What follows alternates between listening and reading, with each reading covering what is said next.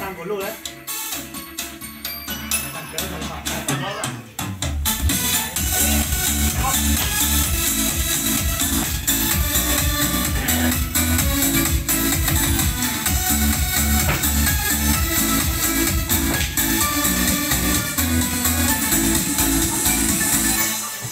Nụ cười trên môi dù mùa đông giá bao la mây trời, rộn ràng nơi nơi một niềm vui mới Giáng sinh đến rồi.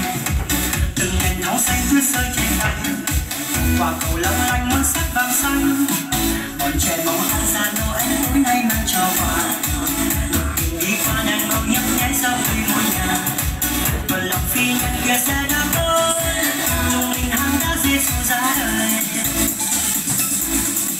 Chuông vang lấp lánh từng hồi còn nhớ, nhìn kia che thơ xinh như thuyền ngoài đôi con trên chân trẻ lớn nhộn nhịp vòng quanh, mọi người mừng vui chúc nhau an lành Merry Christmas.